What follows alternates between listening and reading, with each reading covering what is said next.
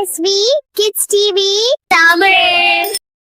குழந்தைகளே, இன்று மாம்பழ பாட்டி என்ற தலைப்பில் தத்துவ கதையை பற்றி தெரிந்து கொள்ளலாம். ஒரு அழகான சிறிய கிராமத்தில் சுஜன் என்ற சிறுவன் வாழ்ந்து வந்தான். அவன் மிகவும் நல்ல மனசு உடையவன். தினமும் காலையில் புத்தகப்பையை தோளில் சுமந்து கொண்டு மகிழ்ச்சியாக பள்ளிக்கு செல்வான். அவன் பள்ளிக்கு செல்லும் பாதையில் ஒரு பெரிய ஆலமரத்தின் கீழ் ஒரு வயதான பாட்டி மாம்பழம் விற்று கொண்டிருப்பாள். எல்லோரும் அவளை மாம்பழ பாட்டி என்று அழைப்பார்கள். பாட்டியின் முகத்தில் எப்போதும் இனிய சிரிப்பு இருக்கும். அவள் விற்கும் மாம்பழங்களும் மிகவும் சுவையாக இருக்கும். தினமும் சுஜன் அங்கே நின்று, பாட்டி, இன்று இனிப்பு மாம்பழம் இருக்கா என்று கேட்பான். பாட்டி சிரித்துக்கொண்டு, உனக்காகத்தான் நல்ல பழம் வைத்து இருக்கேன் என்று சொல்லுவாள். சுஜன் ஒரு மாம்பழம் வாங்கி சாப்பிட்டு விட்டுதான் பள்ளிக்கு செல்வான். ஒரு நாள் சுஜன் மாம்பழம் வாங்காமல் அந்த பாட்டியை ஏக்கத்துடன் பார்த்து கொண்டு பள்ளிக்கு சென்றான். அந்த பாட்டி அவனை கூப்பிட்டு, என்னாச்சு, இன்று மாம்பழம் வாங்கவில்லையா என்று கேட்டாள்.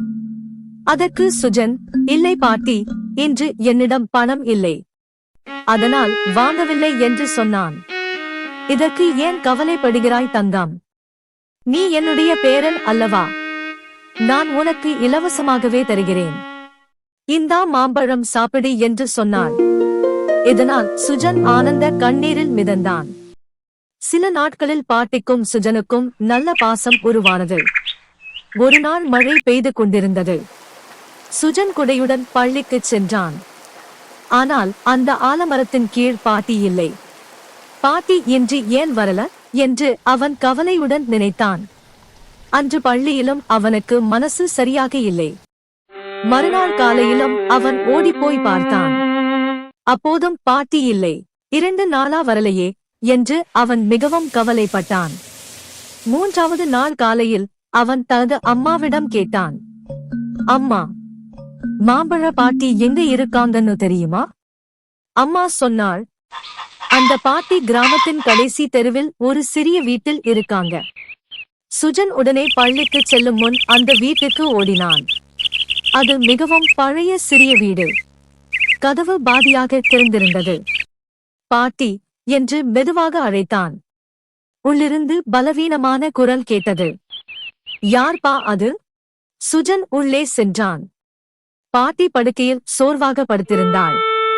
அருகில் தண்ணீர் கூட இல்லை. சுஜன் கண்கள் கலங்கின. பாட்டி, உங்களுக்கு என்ன ஆச்சு? பாட்டி மெதுவாக சொன்னாள், காய்ச்சல் பா. 2 நாளா உடம்பு சரியில்லை, அதனால மாம்பழம் விற்க போக முடியல. சுஜன் உடனே வீட்டுக்கு ஓடிப்போய் தனது அம்மாவிடம் எல்லாவற்றையும் சொன்னான். அம்மா மிகவும் வருந்தினார். ஐயோ பாவம், நாம் உதவி செய்யணும் என்றார். சுஜனும் அவன் அம்மாவும் சேர்ந்து பாட்டிக்கு கஞ்சி செய்து கொண்டு வந்தார்கள். மருத்துவரிடம் அழைத்துச் சென்று மருந்தும் வாங்கி தந்தார்கள். சுஜன் தினமும் பள்ளி முடிந்து பாட்டியின் வீட்டுக்கு செல்வான். அவளுக்கு மருந்து கொடுப்பான். தண்ணீர் எடுத்து வைப்பான். வீட்டை சுத்தம் செய்வான். பாட்டியின் மனம் மகிழ்ச்சியில் நிறைந்தது.